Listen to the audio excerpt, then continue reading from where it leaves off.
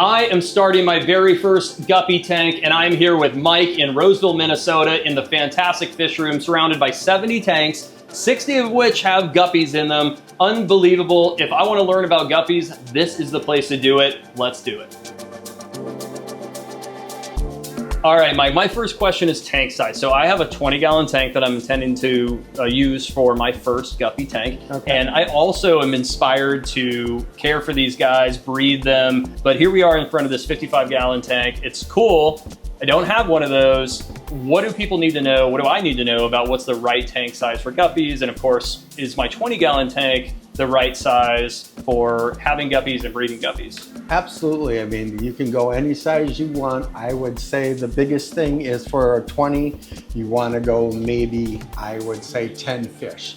Two females for every male. The specific reason behind that, is it just because the females get targeted by the males and somebody needs a break? Yes, okay. That's it right on the nose. The males will constantly be chasing the females if your water parameters are right. So just so they aren't all attacking one female.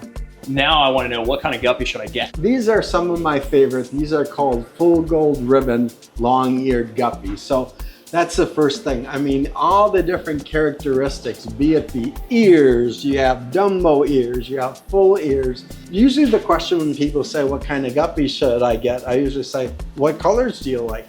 Okay. So we looked at the tequila sunrise ones there. Those guys are really cool. Yeah, they really stand out. Even back here, the color between the orange. I mean, there's your basic ones, but now we're getting into different tail colors. There is ribbon tails, there is flag tails, there are double sword tails. So it really gets into what color you really like. Here's another real gorgeous pattern of tails. This is your double tail, where you'll see the sword, you know, it kind of reminds you of a sword tail, but it is a guppy. As I think about the type of guppy I want, I also see that you appear to be only keeping one type of guppy per tank, right? I keep one type of guppy per tank because I want to keep that line pure. Okay. So these are all going to be albino red bar koi ribbon guppies. As opposed to crossbreeding, there's a couple different names. It could be hybrid, crossbreeding. And some people like to do that. It's fun to see what's going to come out. So if you're just looking for a community tank, you can put 10 different types in there. But if you're trying to keep, especially if you're selling these or giving these to people, that's why each tank has got just one breeding. And you actually are breeding these and you take them to auction at the Minnesota Aquarium Society. And so you're keeping them as pure as you can, right? As far as offering up those. So that's very cool. Okay, so the next question I have is about substrate. So, you know, I can do anything, I would imagine, from sand to gravel to soil. Is there any reason not to do one of those? Or it kind of depends on if you're going to do live plants or not. You know, there's better substrate for the live plants. Is this one you can see the bottom are plastic plants. I pretty much just go with my color preference. Not an all white gravel because the colors are going to get lost. So I'll usually do a mixture of the brown and the white. Okay.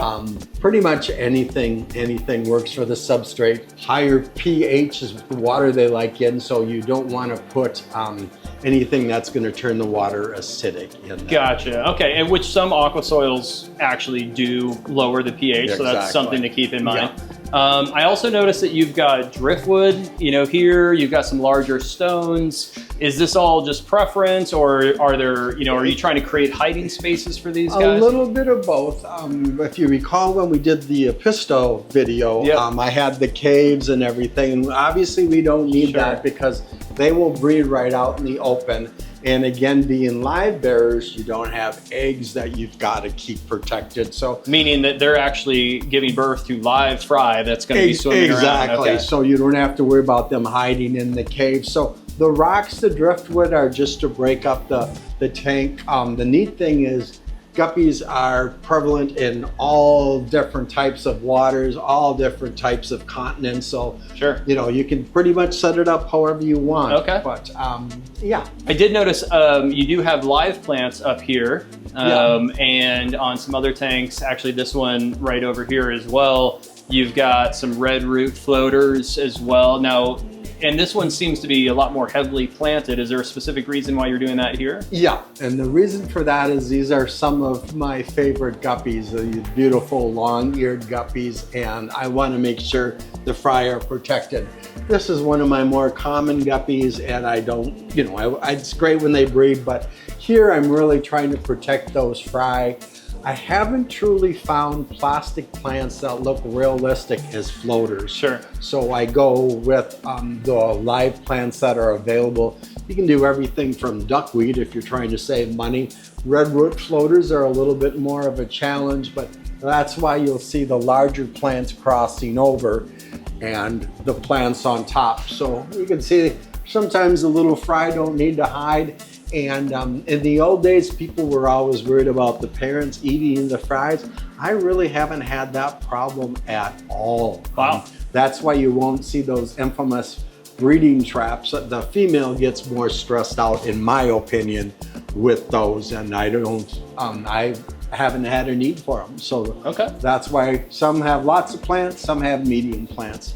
And then when it comes to heating and filtration, I noticed that you've got sponge filters of various sizes in here. You even have various flows. I go with a sponge filter for all the breeding tanks as opposed to over-the-top or hanging filters. Obviously, those fry, as we saw, are very small, so you don't want to be sucking those into the filters that go on the suction. What about heating? How does heating work in your tanks? My room is heated itself, so you'll not see an individual heater in all 70 tanks. I'll usually keep the room at about 70 degrees.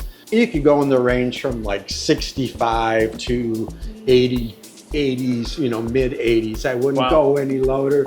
Now, when it comes to food, what type of food should I be feeding my guppies? Just flake food every day, or what's the... Let's go ahead and start with the parents. The parents, flake food, frozen food. Freeze-dried is one of my favorites because of the fact it keeps the nutritional value. Sure. The biggest thing is you don't want to feed the same food every day. And guppies are both meat eaters and vegetable eaters. So you want to have a mixture of, you know, not just all high vegetable foods, a little bit of both. But I would recommend at least 3 different types of food. And you just rotate those on I just rotate them, And you said start with the parents, meaning like they're going to eat something different than the kids? Yeah, the kids' mouths are really small. So there's a couple of different things. There's the pellet diet. There's the rotifers. Let's go to a tank that's got babies in, if we can switch over. Okay, so you've got little 1 millimeter pellets here. Exactly. Real small. The biggest thing with any fish is don't overfeed. So put a little in there and drop it in, and you can see how that literally is disintegrating. But that little guy in the middle there, that's all the bigger his mouth is.